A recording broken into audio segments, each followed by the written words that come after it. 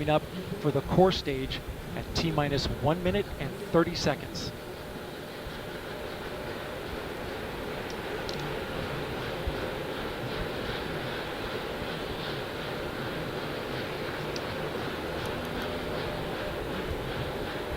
GLS go for core stage to internal power.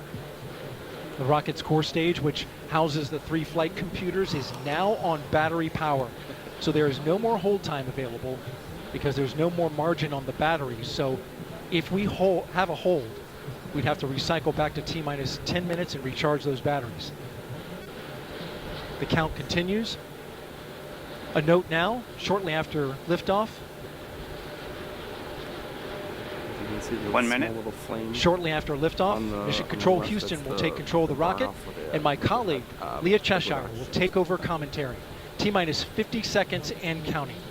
Okay. Coming up at T-minus 33 seconds, the GLS will hand off control to the ALS. This is the autonomous launch sequencer. On board the rocket, it will take over command and control of the rocket. But the ALS will check, make sure there's no holds coming from the ground up until T-minus 2 seconds. GLS, go for ALS. And we are go for ALS. The Space Launch System is now counting down to liftoff of Orion on its maiden voyage to the moon. Launch team can no longer recycle the count. Sound suppressor water now flowing under the ML. And here we go. 10. Hydrogen burn-off igniters initiate. 7, 6, 5. Core stage engine start. 3, 2, 1. Boosters in ignition. And liftoff of Artemis 1. We rise together back to the moon and beyond.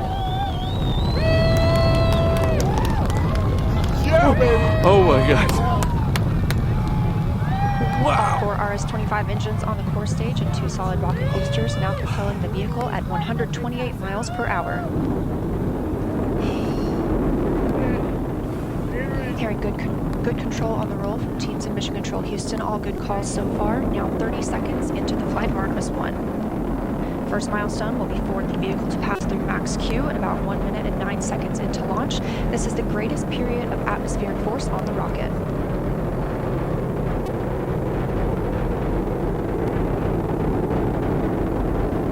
SLS now traveling 607 miles per hour.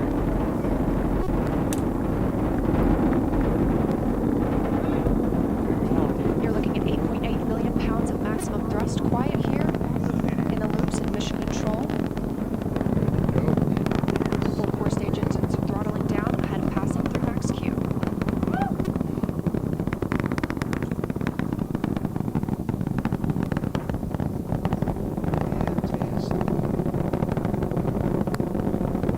Now 1 minute, 21 seconds into the flight, traveling at 1,420 miles per hour.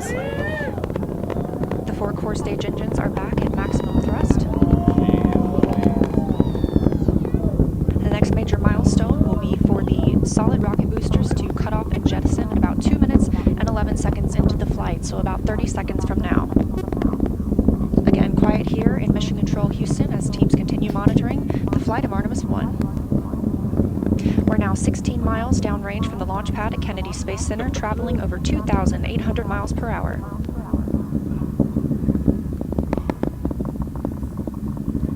Standing by for solid rocket booster jettison and shortly thereafter.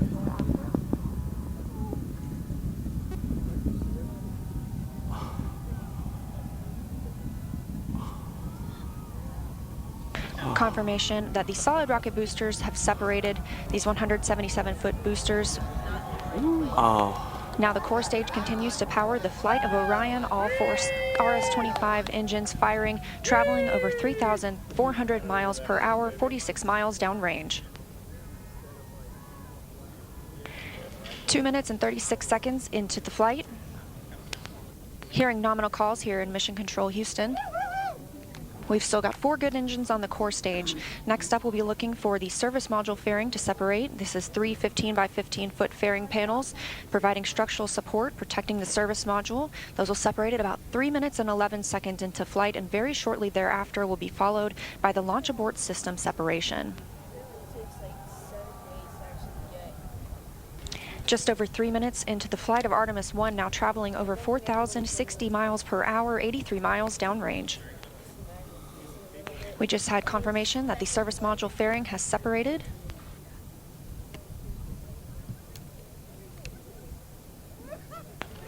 And that the launch abort system pyros have fired, separating those from Orion as well. For future crew members,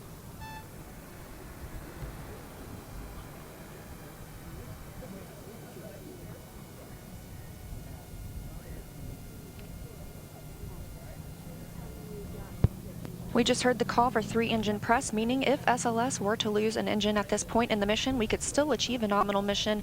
We would just have an extended main engine cutoff time. However, we still have 4 good engines, all at maximum thrust right now, powering the first flight of Artemis at 5,200 miles per hour, 148 miles downrange.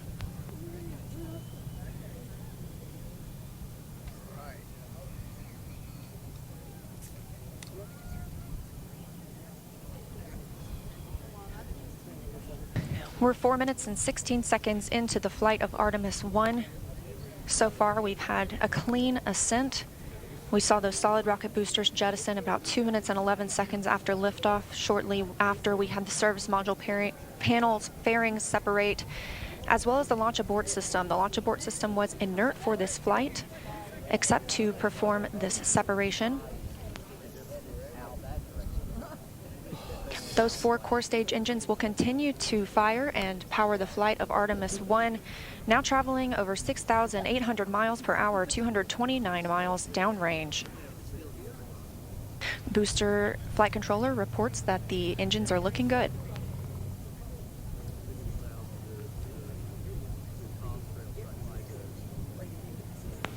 Our core stage main engine cutoff time is about 8 minutes and 3 seconds. We are now 5 minutes and 11 seconds into the flight, 7,656 miles per hour. Again, 4 good core stage engines, those 4 RS-25 engines. The last time those core stage engines flew, they were taking space shuttles to orbit, and now with upgraded capabilities, they're launching the future of human spaceflight.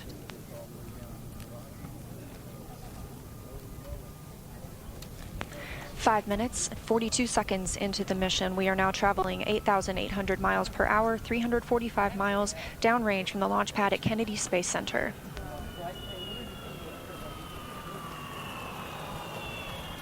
Again, we are anticipating core stage main engine cutoff at about 8 minutes and 3 seconds. And about 10 seconds later, we'll see core stage separation, at which point Orion and the interim cryogenic propulsion stage will be flying free. Now traveling over 10,000 miles per hour, 6 minutes and 15 seconds into the flight of Artemis 1, 427 miles downrange. Quiet here on the loops in Mission Control Houston. Teams continue to monitor this first flight. Nice. That's cool.